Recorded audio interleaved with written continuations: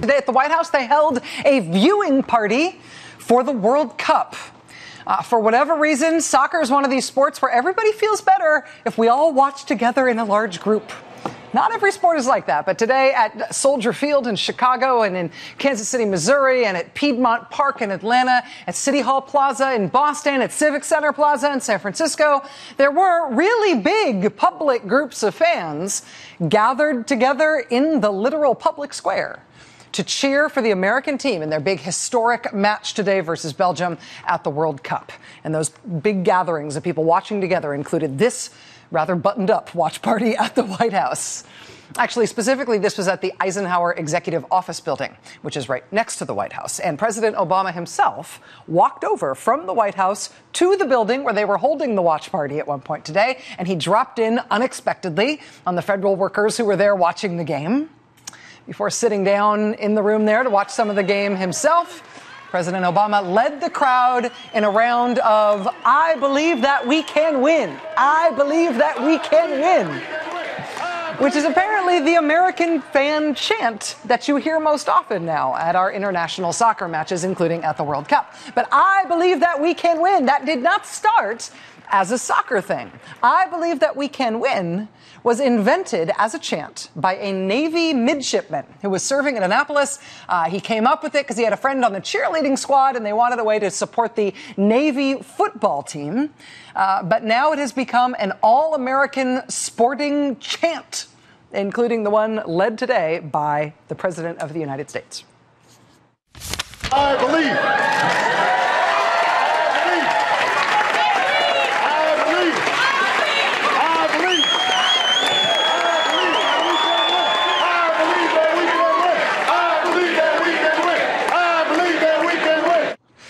So the White House is hosting watch parties. The president is leading chants.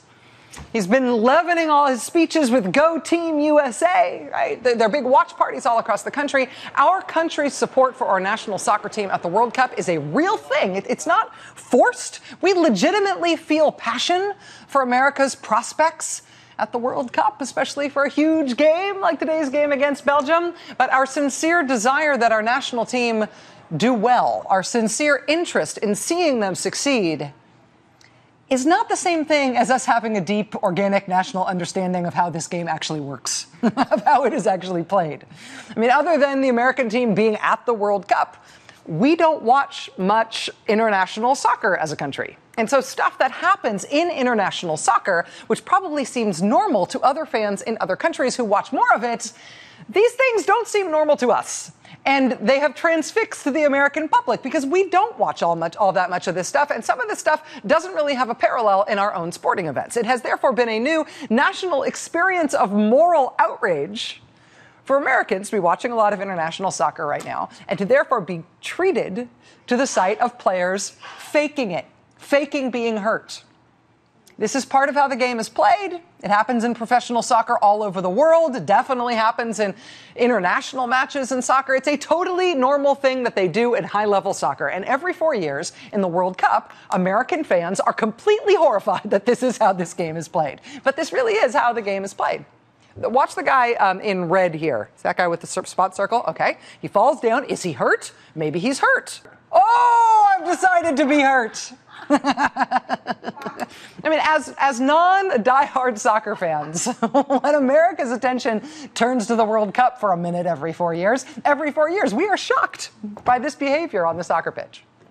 As international soccer players, Americans, I should say, are not thought to be very skilled at this particular part of the game. The lying and cheating and faking that you're hurt in the hopes that somebody else will get a penalty called against them that they don't really deserve, and your team might therefore get advantage from your acting skills rather than something that you did on the pitch or that the other team actually did to deserve your free kick or their penalty. Turns out American players aren't that great at that. I feel kind of good about that. I mean, I know it would be better if we'd beaten Belgium and we'd win more and all that stuff, but it's kind of a point of national pride that we suck at the cheating part.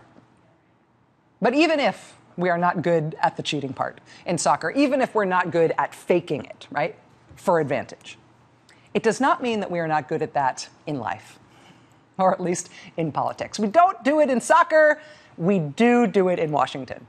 I mean, pretending to be grievously injured or grievously insulted when you're not actually, in the hopes that you might get a penalty called on the other guy if you complain in just the right way. I mean, even when that other guy has really done nothing to you, that is basic Pee Wee League American political strategy. We can't do it in soccer. We can do it to each other in red and blue fights on a different kind of pitch all the time. For example, we're having a big national one of those right now. There was this very telling moment in Washington a few days ago when congressional Republicans announced that they were going to bring a lawsuit against President Obama because he is so terrible. Now, what specifically is so terrible about President Obama? That's not really the point.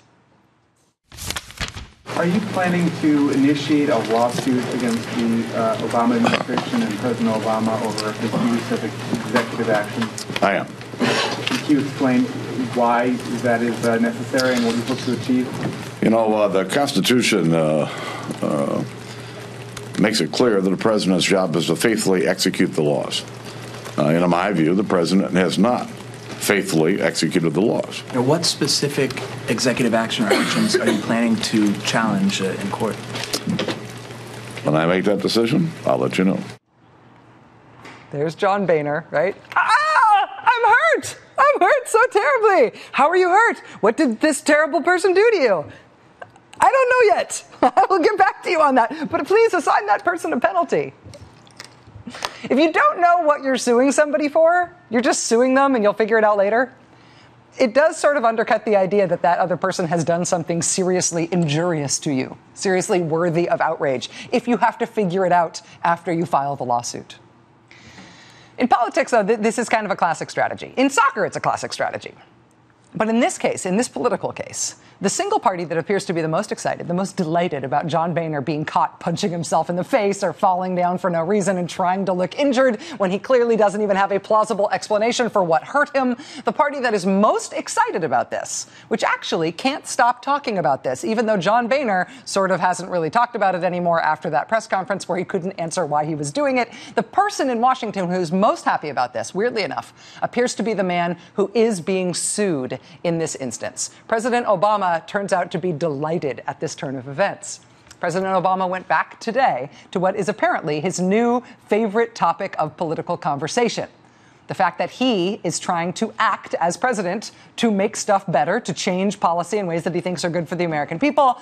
And the Republicans are suing him over it because they want nothing to change. President Obama went back to that today, even though the Republicans aren't really talking about it anymore. But he apparently could not be more happy to discuss this subject. It's not crazy. It's not socialism. It's not, the imperial presidency or no laws are broken. We're just building roads and bridges like we've been doing for the last, 50, 100 years. But so far, House Republicans have refused to act on this idea. I haven't heard a good reason why they haven't acted. It's not like they've been busy with other stuff. No, seriously.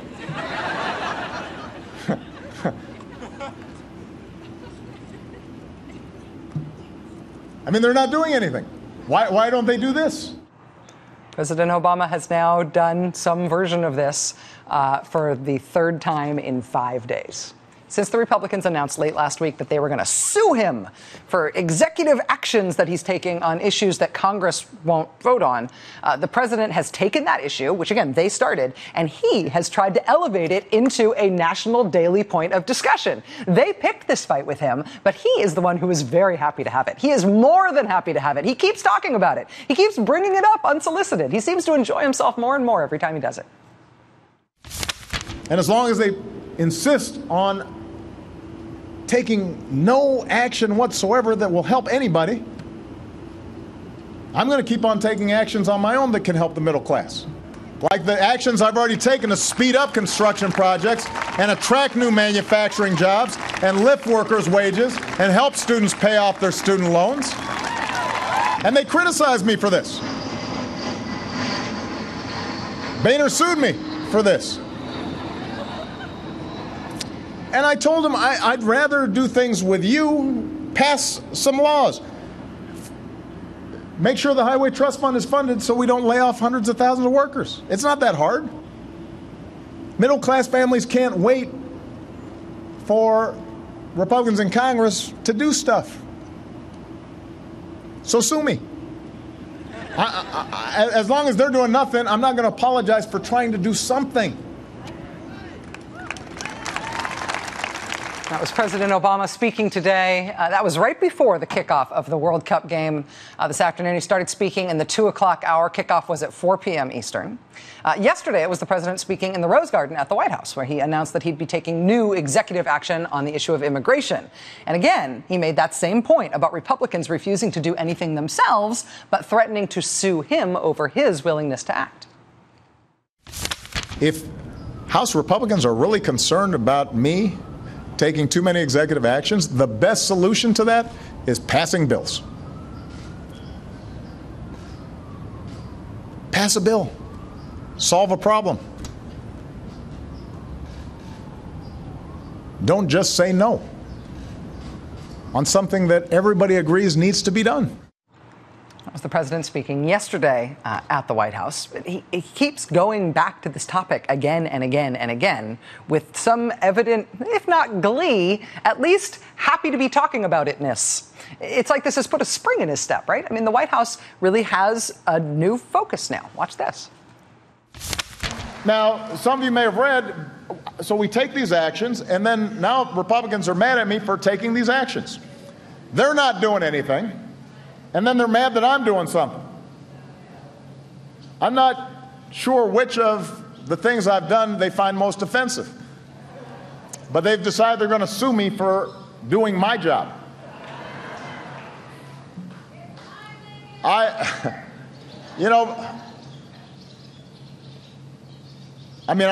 might have said in the heat of the moment during one of these debates, I want to raise the minimum wage, so sue me when I do. But I didn't think they were going to take it literally. I just want to be real blunt. If you watch the news, you just see, okay, Washington is a mess, and the basic attitude is everybody's just crazy up there. But if you actually read the fine print, it turns out that the things you care about, right now, Democrats are promoting. And we're just not getting enough help. And my message to Republicans is join us, get on board. If you're mad at me for helping people on my own, then why don't you join me and we'll do it together. We'll do it together. I want to work with you, but you got to give me something. You got to try to deliver something.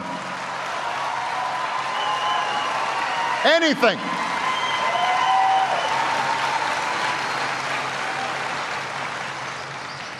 They don't do anything except block me and call me names. And it can't be that much fun. It'd be so much more fun if they said, you know what, let's do something together. President Obama speaking Friday, in Minnesota. They don't, he says, it'd be a lot of fun. It'd be more fun if they said, let's do something together. I think it is clear. To the point, I think that's a good speech. That's sort of a good look for the president in terms of his public face and the way people think about the presidency and what's happening in Washington. But when he says that he thinks it would be fun if Republicans came along and said, let's do something together, I don't think Republicans want to do something together. I don't think they would think that is fun. I mean, the fact that Republicans have made it so clear that they don't want to do anything together, not even the things that they would want to do alone, that does appear, I think, to have sunk in, despite what the president said there. And I think it appears to have energized the president and energized the White House like nothing else on the domestic front in this second term thus far. Something's going on right now in the second term. And I think the immediate political calculation is clear. I think the White House and the administration is proud of all the things that the president has acted on through executive action at all these speeches and all these events, like these 3 he's done in the last 5 days. The president lists all of the things he has done. He always starts with raising the minimum wage to the extent he could for federal contract workers, fair pay for women, making student loans more affordable. I mean, the things that they put in the list, these actions that he's taken at the executive level, these are all very popular actions. And so the White House is proud of them. I I mean, to be attacked for doing those things, A, reminds the country that the president has taken those popular actions and that the Republicans in Congress haven't. They like that contrast. They like that framing. So they're sticking with the president's agenda of taking executive action where he can. And now they are talking about it more than ever. They invited the press to see the president start a meeting with his cabinet today. And the president went out of his way while the cameras were still in the room to say he was going to be asking all his cabinet secretaries for them to also start talking about what executive action they could do on their own on things that Congress could not act on. So, A, the Obama administration likes the way this looks. The Republicans choosing to sue the president for trying to do so much. The White House sees this as a great strategic gift. This is something they can work with, right? I believe that we can win. You can sense how they have grasped onto this and they are running with it. But there is another strategic part of this. If that's A, there's another strategic part of this, B, that is a much more open question. And that is, what effect is it actually going to have on Congress for the president to be traveling around the country every couple of days now, getting big rounds of applause and big laugh lines and big headlines for mocking Congress and teasing Congress about how little they do? When the president travels around the country going, they don't do anything, and the crowd goes, they don't do anything. What effect is it going to have on Congress that that's what the president spends his time doing now? Because even though that line of attack does make him look good in contrast to the people who are doing nothing, there is the little housekeeping matter of the fact that there is stuff that Congress actually does have to do and that the president can't do. The ostensible reason for the president's trip today to the Key Bridge between Virginia and Washington, D.C. was to talk about the fact that that decrepit bridge is now being repaired. Federal highway funding is being spent to fix that bridge. That was the set piece and the backdrop for this speech today because of this letter that was sent today from the administration to all 50 states. 50 of these letters went out today telling all the states, hello, today is July 1st. In most parts of the country, this is known as construction season. Summer is when we do the most work to repair roads and bridges and fill potholes and all that stuff. Well, it is July 1st today, and on August 1st, 1 month from today, unless Congress acts, every state in the country is going to see, on average, a 28% immediate cut in the transportation dollars they are getting to do their roads and bridges projects. There's more than 100,000 construction projects underway supported by federal transportation money right now. And unless this is a very short-term problem, unless Congress acts to pass a transportation bill now, all of those projects are in jeopardy of basically being stopped midstream. This is not some indefinite, far off in the future, we better handle this long-term problem kind of thing. The funding is going to start being cut off a month from today, August 1st. Construction projects that are underway right now will be stopped on a dime because the money is going to go away unless Congress does something in short order. What is the likelihood that Congress is going to do that thing that only they can do? Especially given that Congress doing nothing has just inspired the President of the United States to start a barnstorming multi-state tour, raking in the political capital nationwide, talking about this about how this Congress won't do anything. I mean, does that make Congress more likely to do something or less likely to do something, to have the president capitalizing on their inactivity in such an over-the-top way? I will tell you, I personally have bought 3 new tires in the last 6 months. And not because I like new tires, but because I needed them. I don't know about you, but I have an interest in whether or not they do get this next thing done.